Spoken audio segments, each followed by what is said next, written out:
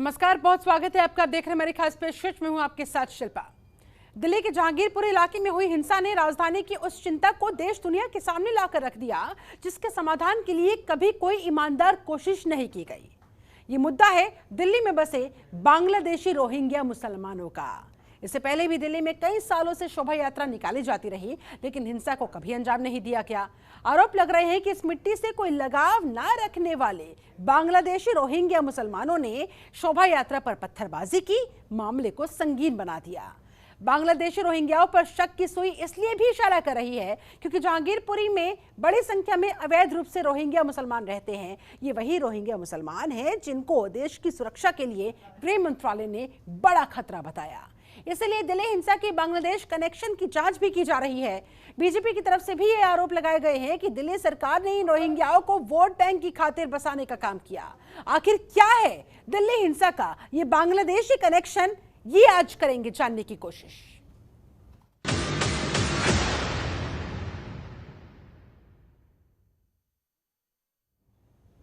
जहांगीरपुरी हिंसा के पीछे रोहिंग्या मुसलमानों का हाथ होने का आरोप लगाया जा रहा है। हिंसा के बाद अब रोहिंग्या मुस्लिमों पर सवाल उठ रहे हैं। बीजेपी ने हिंसा के लिए रोहिंग्या मुस्लिमों को और अवैध बांग्लादेशी अप्रवासियों को इस पूरी हिंसा के पीछे जिम्मेदार ठहराया। ऐसे में सवाल है कि क्या रोहिंग्या मुसलमानों ने किया था शोभा यात्रा पर पथराव? देखिए रिपोर्ट। दिल्ली हिंसा का रोहिंग्या कनेक्शन।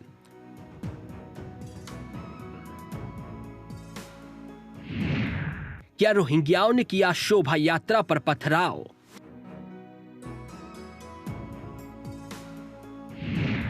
रोहिंग्या मुस्लिमों पर हमला करने का आरोप।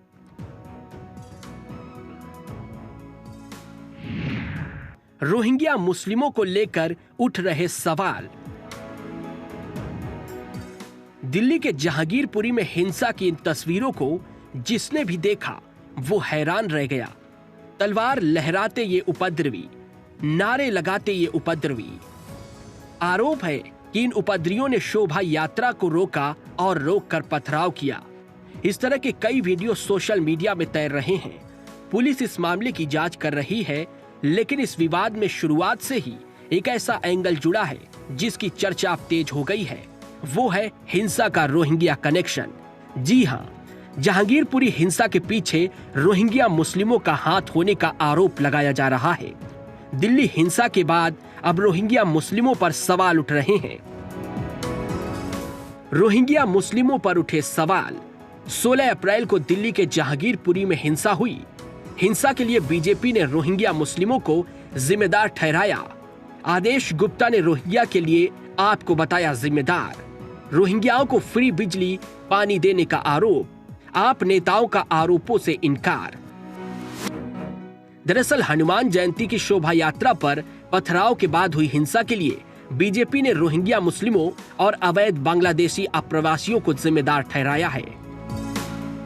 ये जो घटनाएं जहांगीरपुरी में हुई हैं, उसमें बांग्लादेशी रोहिंग्याओं का भी कनेक्शन की जांच होनी चाहिए, ये भी बात हमने कही है। इतना ही नहीं, आदेश आरोप लगाया है हाल की आम आदमी पार्टी की सरकार दिल्ली में अवैध रूप से रहने वाले रोहिंग्या मुस्लिमों को बिजली और पानी की सुविधाएं दे रही है। और इसलिए मैं आम आदमी पार्टी सरकार से, जो उन्होंने दिल्ली में बांग्लादेशी रोहिंग्याओं को यहाँ पर संरक्षण दिया है, और संरक्षण कैसे दिया है आप और हम सब जानते हैं कि जहाँ बांग्लादेशी रोहिंग्या आते हैं वहाँ इनके विधायक, इनके पार्षद, इनकी सरकार का पूरा अमला उनको कैसे फ्री में राशन दिया जाए, इसलिए उनका राशन कार्ड बनवाना, कैसे उनको फ्री में बिजली दी जाए, फ्री में पानी दिया जाए, उनको कनेक्शन दिए जाए, इसमें जुट जाते हैं। ये वोट बैंक की राजनीति आम आदमी पार्टी जो कर रही है, ये रोहिंग्या और बांग्लादेशियों को जो संरक्षण दे रहे हैं उनको दामाद की तरह यहाँ पर खिला रहे हैं, पिला रहे हैं। इसके लिए भी हमने उनको जानकारी दी। इस एंगल से भी जो आम आदमी पार्टी सरकार कर रही है, ये भी एक जांच का दायरा है। इसके जवाब में आपके विधायक नरेश बालियान ने बीजेपी से कहा है कि जब पुलिस, सीबीआई सब आपकी है तो रोहिंग्या और बांग्लादेशी देश के अंदर कैसे आए? वहीं हिंसा का क्या कोई बांग्लादेशी कनेक्शन है? पुलिस ने भी इस एंगल से जांच तेज कर दी है। पुलिस मामले में आरोपी अंसार की कुंडली खंगाल रही है।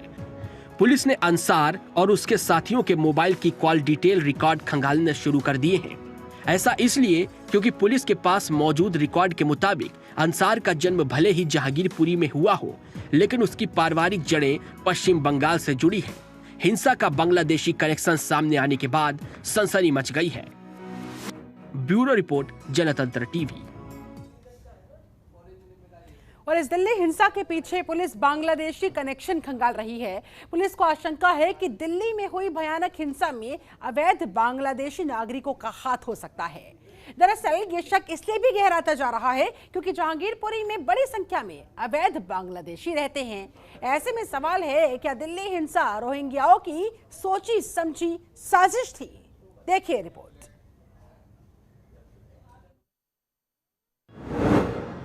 क्या बांग्लादेश से जुड़े हैं दिल्ली हिंसा के तार? क्यों रोहिंग्याओं पर गहराया शक? जहांगीरपुरी में क्या सच में है रोहिंग्या मुस्लिम? क्या दिल्ली हिंसा रोहिंग्याओं की सोची समझी साजिश?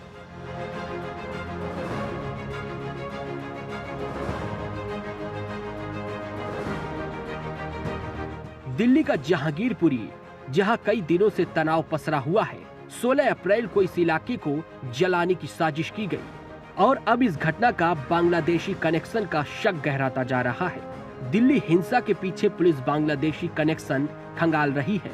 उसे आशंका है कि दिल्ली में हुई भयानक हिंसा में अवैध बांग्लादेशी नागरिकों का हाथ हो सकता है। दरअसल ये शक इसलिए गहराता जा रहा है, जहांगीरपुरी के ब्लॉक सी और ब्लॉक H2 में मुस्लिमों की आबादी ज्यादा है। ब्लॉक सी और ब्लॉक H2 में बांग्लादेशी मुस्लिमों की आबादी सबसे ज्यादा है। यहां कई रोहिंग्या मुस्लिम होने का दावा भी किया जाता है। हालांकि इनकी संख्या कितनी है, इसकी आधिकारिक जानकारी नहीं है। यूपी बिहार से आने वाले मजदूरों के साथ साथ अवैध बांग्लादेशी नागरिक भी जहांगीरपुरी में सबसे ज्यादा संख्या में रहते हैं। दिल्ली और NCR एरिया में हो रहे अपराधों में बांग्लादेशी अपराधियों की अच्छी खासी भूमिका समय समय पर सामने आती रहती है। दिल्ली में रोहिंग्याओं की कई बस्तियां हैं। UNHRC के मुताबिक दिल्ली में 1000 रोहिंग्या शरणार्थी रजिस्टर्ड हैं। इनकी वास्तविक संख्या 1000 से ज्यादा होने का अनुमान है। भारत में रोहिंग्या की बसावट के मामले में दिल्ली प्रमुख स्थानों में से एक है। दिल्ली में कम से कम 5 ऐसे अनौपचारिक शिविर मौजूद हैं, जहां रोहिंग्या आबादी बड़ी संख्या में है। यहां जसोला, यमुना नदी के किनारे श्रम विहार, कंचन विहार और साउथ दिल्ली के मदनपुर खादर समेत 5 ऐसे इलाके हैं जहां रोहिंग्या मुस्लिमों की आबादी है। एक रिपोर्ट के मुताबिक दिल्ली में रोहिंग्या मुस्लिम अपना धर्म तक बदलने लगे हैं। राजधानी के छोटे मोटे अपराधों के साथ साथ हत्या और लूटपाट जैसे गंभीर मामलों में इनकी बड़ी भूमिका सामने आती रहती है। वारदातों को अंजाम देकर कई बार ये बांग्लादेश वापस भी भाग जाते हैं, जिससे इन्हें पकड़ पाना पुलिस के लिए मुश्किल हो जाता है। लेकिन इसके बाद भी भारी संख्या में अपराधी पुलिस की पकड़ में आ जाते हैं और इन पर केस भी चले हैं। दिल्ली हिंसा में बांग्लादेशी अपराधियों की क्या भूमिका है, पुलिस अब इसकी जांच कर रही है। ब्यूरो रिपोर्ट, जनतंत्र टीवी।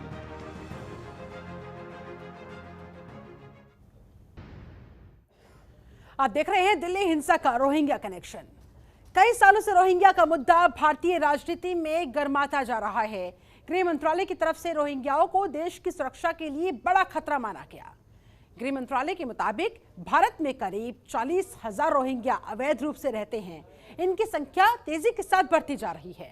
आखिरकार कौन है ये रोहिंग्या और क्यों है इनसे हिंदुस्तान को खतरा? जरा देखिए इस रिपोर्ट में।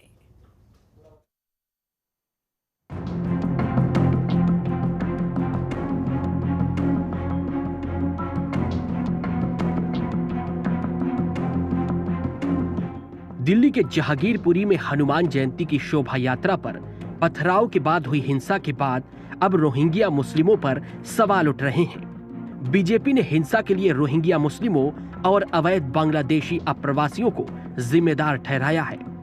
रोहिंग्याओं का नाम पहली बार किसी वारदात में नहीं आया है। इसके पहले भी कई देश विरोधी घटनाओं में भी इनका नाम आता रहा है। गृह मंत्रालय की तरफ से रोहिंग्याओं को अवैध करार दिया जा चुका है और लगातार रोहिंग्याओं की घुसपैठ भी होती रहती है। गृह मंत्रालय के अनुसार भारत में करीब 40,000 रोहिंग्या अवैध रूप से रह रहे हैं। ये 2017 के आंकड़े हैं, लेकिन 2022 में इनकी संख्या बढ़ सकती है। ऐसे में आपको बताते हैं कि आखिर कौन है रोहिंग्या। रोहिंग्या एक स्टेटलेस या राज्य विहीन जाति समूह है। ये इस्लाम को मानते हैं और म्यांमार के रखाइन प्रांत से आते हैं। 1982 में बौद्ध बाहुल देश म्यांमार ने रोहिंग्या की नागरिकता छीन ली। इससे उन्हें शिक्षा, सरकारी नौकरी समेत कई अधिकारों से अलग कर दिया गया। तब से म्यांमार में रोहिंग्या के खिलाफ हिंसा जारी है। 2017 में हुए रोहिंग्या के नरसंहार से पहले म्यांमार में उनकी आबादी करीब 14 लाख थी। म्यांमार से 9 लाख से ज्यादा रोहिंग्या शरणार्थी भागकर बांग्लादेश और भारत पहुंचे। अकेले बांग्लादेश में रोहिंग्या की संख्या 13 लाख से ज्यादा है। भारत में 40,000 से ज्यादा रोहिंग्या अवैध रूप से रह रहे हैं। कई रिपोर्ट के अनुसार भारत में तेजी से रोहिंग्या मुस्लिमों की आबादी बढ़ती जा रही है।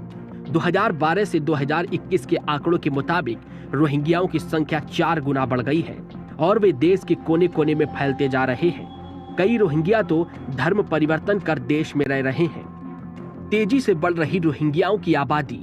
भारत में 2012 के बाद रोहिंग्या मुस्लिमों की संख्या तेजी से बढ़ी है। गृह मंत्रालय के अनुसार दिसंबर 2021 तक 18,000 रोहिंग्या मुस्लिमों की जानकारी मौजूद है। भारत में करीब 40,000 रोहिंग्या आबादी अवैध रूप से रह रही है। 2 साल के अंदर ही देश में रोहिंग्या की आबादी 4 गुना बढ़ गई है। देश में रोहिंग्या विशेषकर जम्मू कश्मीर, हैदराबाद, दिल्ली एनसीआर, हरियाणा, उत्तर प्रदेश, राजस्थान और मणिपुर में है। देश में बांग्लादेशियों और रोहिंग्याओं के लिए कोई शरणार्थी कैंप नहीं है।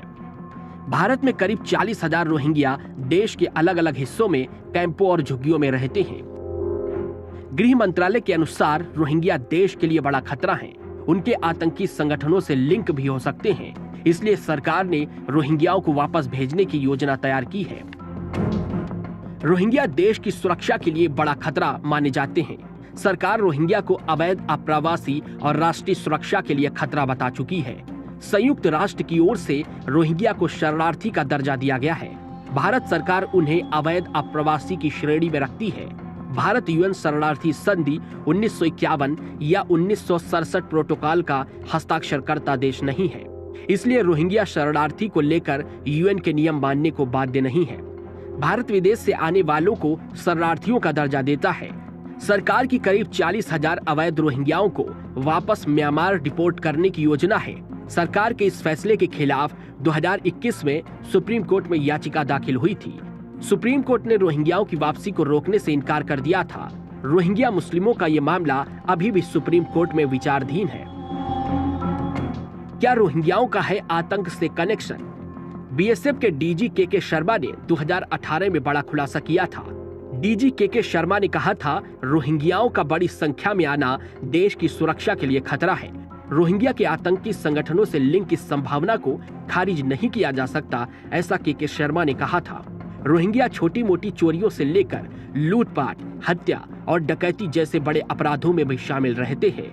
2020 में दिल्ली में शाहीन बाग और जाफराबाद में हुए सीए प्रोटेस्ट में सैकड़ों की संख्या में रोहिंग्याओं ने हिस्सा लिया था।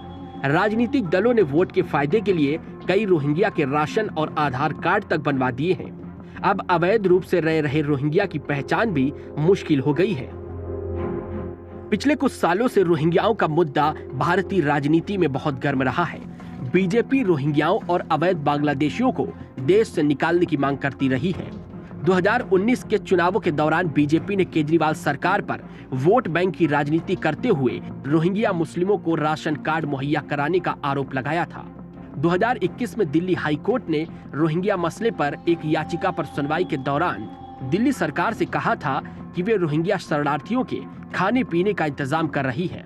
केंद्र सरकार भले ही रोहिंग्या के किसी आधिकारिक कैंप से इनकार करे, लेकिन दिल्ली में रोहिंग्या की कई बस्तियां हैं और वे कैंप में आज भी बसे हैं और उनकी संख्या दिन पर दिन बढ़ती जा रही है, जो देश के लिए बड़ा खतरा है। ब्यूरो रिपोर्ट, जनतंत्र टीवी। जहांगीरपुरी की लोगों की माने तो बांग्लादेशी रोहिंग्या हमेशा ही समस्या का कारण बनते हैं। लोगों का आरोप है वे अपराध को रोजगार के माध्यम की तरह देखते हैं। रोहिंग्या राजधानी की सुरक्षा व्यवस्था के लिए बड़ी चुनौती है। अगर इस रोग को दूर नहीं किया गया तो ये दिल्ली को एक बड़ा दर्द जरूर दे देंगे। देखिए रिपोर्ट।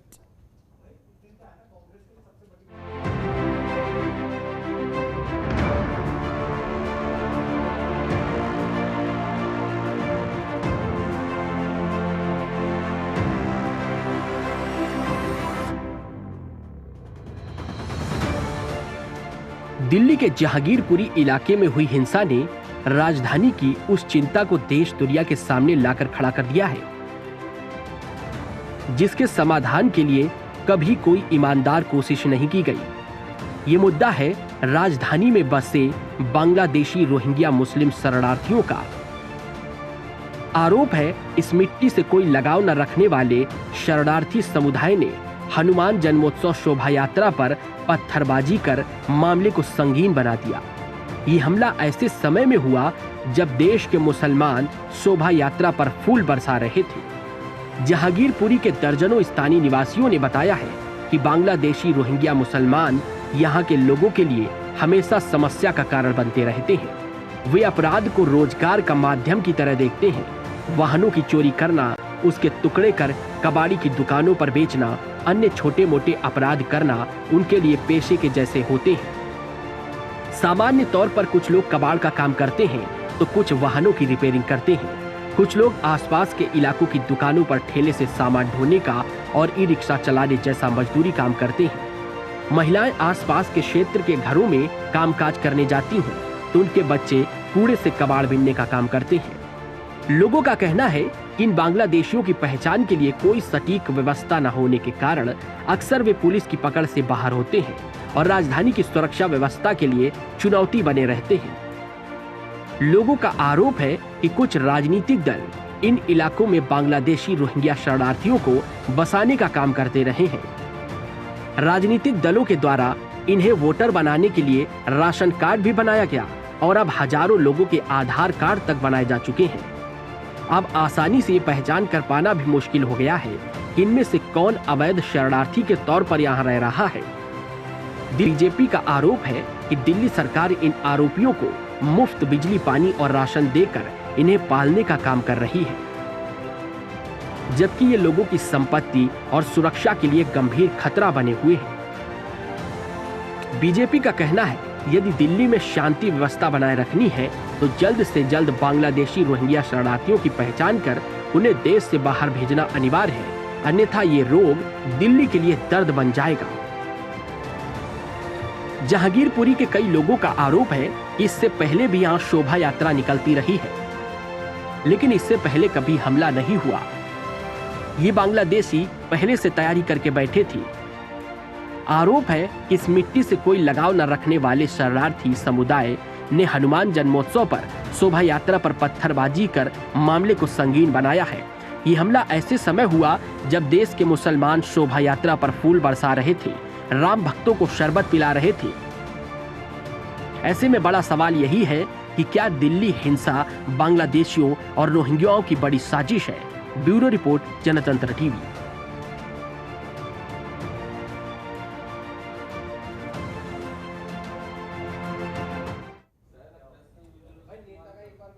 चलिए इसी के साथ हमारे इस खास पेशकश में फिलहाल बस इतना ही। आप बने रहिए जनतंत्र टीवी के साथ। नमस्कार। खबरों के निष्पक्ष विश्लेषण के लिए सब्सक्राइब करें Janatantra TV and press the bell icon. Never miss any update.